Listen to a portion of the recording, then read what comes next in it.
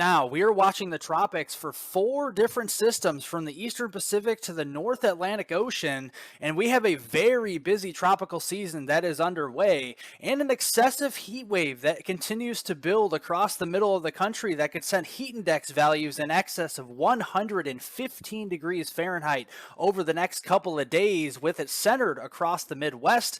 And we'll look ahead to your long-range forecast later on in today's video. If you're not a new subscriber to the channel, make sure you hit the subscribe button down below as I cover all of North America, including southern Canada, the United States, and the tropics on this channel. And be sure to press the thumbs up button so I can keep you safe ahead of all this heat and all the tropical weather ahead in today's forecast.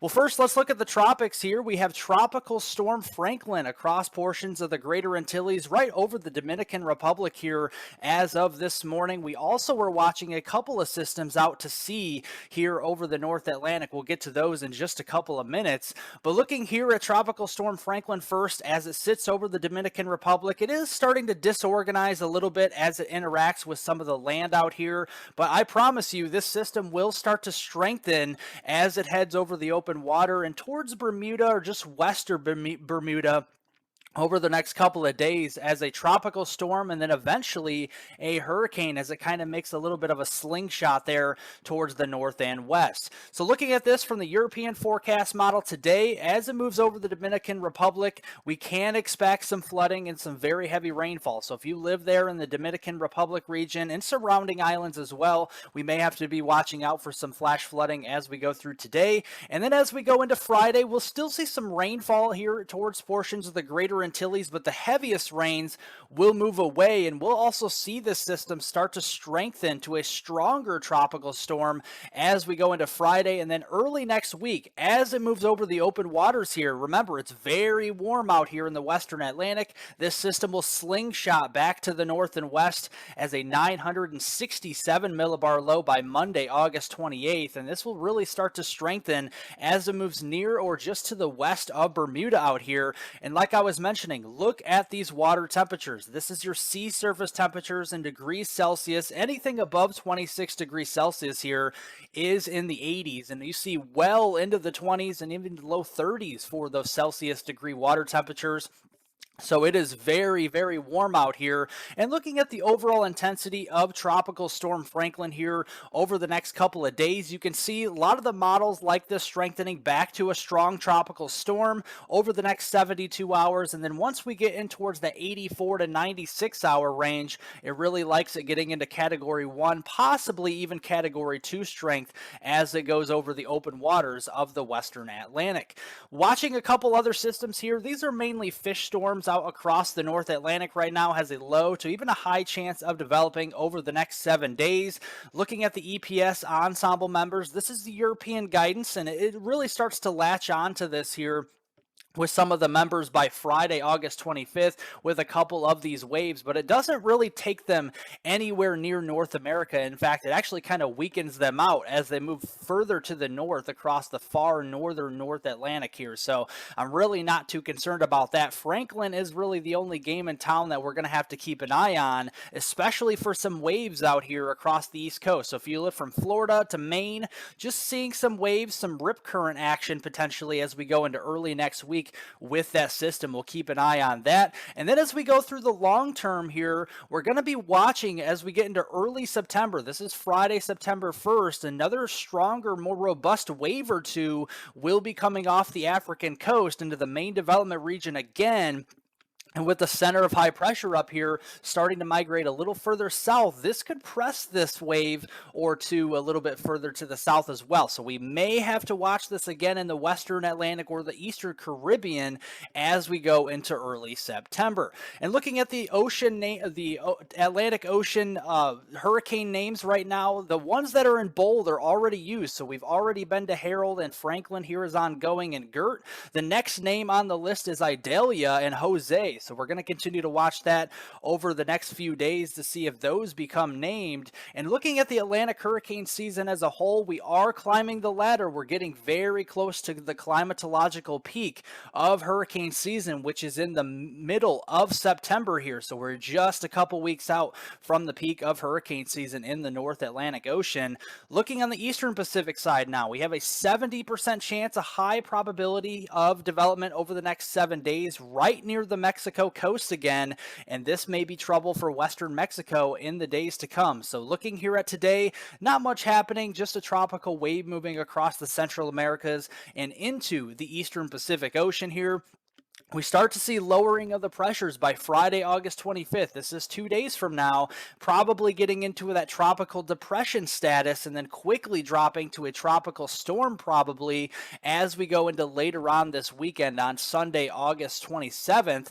The GFS model in comparison to the European model actually sees this as a hurricane. The GFS is always biased toward a stronger system, and it also has a couple of systems in the Eastern Pacific. So we're going to kind of disregard the GFS for the most part.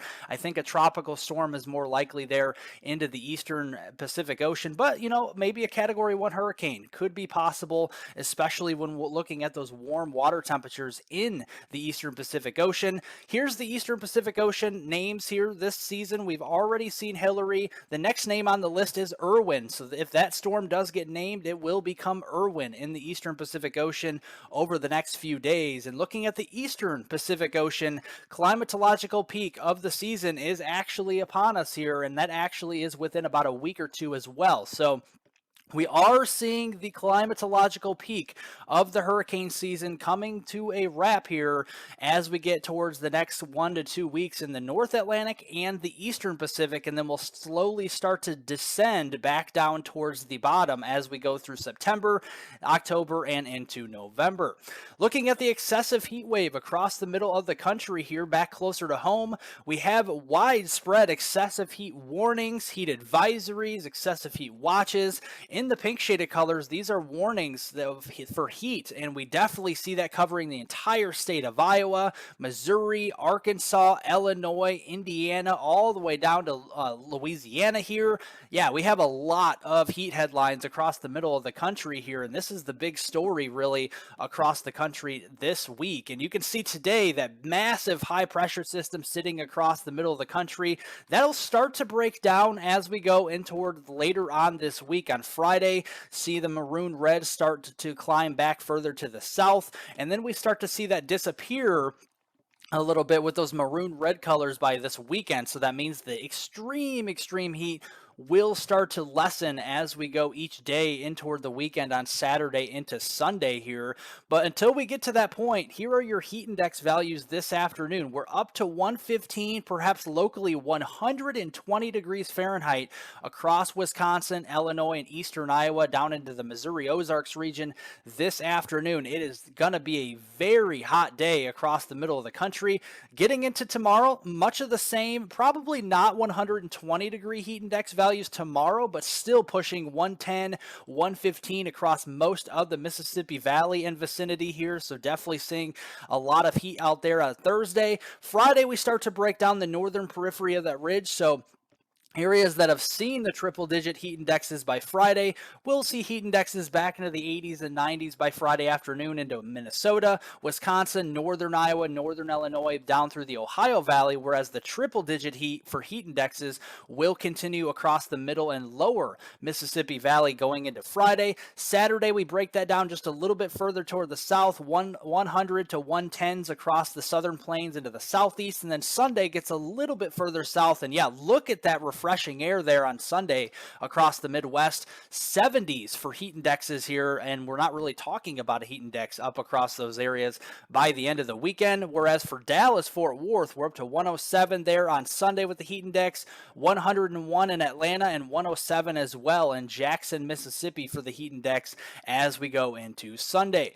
Looking at this, this time of year, the northern periphery of that ridge is always active, and as it begins to break down here, We're going to see some storms, and some of them could be severe. We have a slight risk of severe weather near the Detroit region, also over here in toward portions of northeastern Ohio and northwestern Pennsylvania near the Erie, Pennsylvania region. A couple of tornadoes will be possible, but the main threat will be damaging winds up to 60 miles per hour and 1-inch quarter-size hail across that region today. Tomorrow, not much of a severe weather risk, so any thunderstorms will likely be just garden variety as we go through tomorrow. And then another marginal risk of severe weather as we go into your Thursday, Friday time frame, as we go in towards portions of Chicago, Indianapolis, getting in towards Cincinnati, back over here into Pittsburgh and Charleston, West Virginia, as we go into that time frame. And overall, the total rainfall accumulation now through your Wednesday next week time frame, this goes all the way through the end of August on August 30th,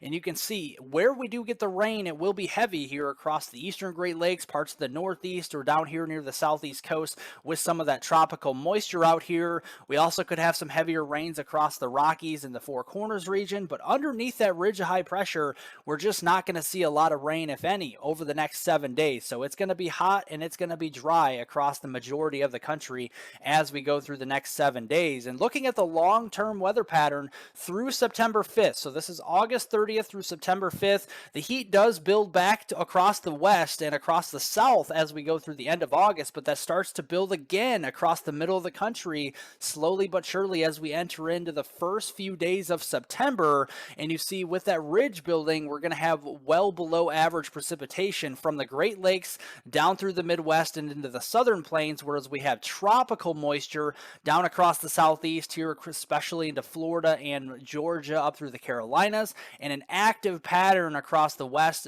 across the Pacific Northwest, Washington State, Oregon, Idaho, western Montana, and then down across southern California, Nevada, Utah, and Arizona as well during that long-term period. Well, if you want to follow me for additional weather forecast updates on this channel, make sure to hit the description down below the video. The link to Twitter or X is down there at hweather420. I do post on that platform very frequently. Make sure to share this video with friends, family, and on social media. Also, press the like button if you like today's video. I definitely appreciate it. Otherwise, I hope everybody has a great rest of their Wednesday out there.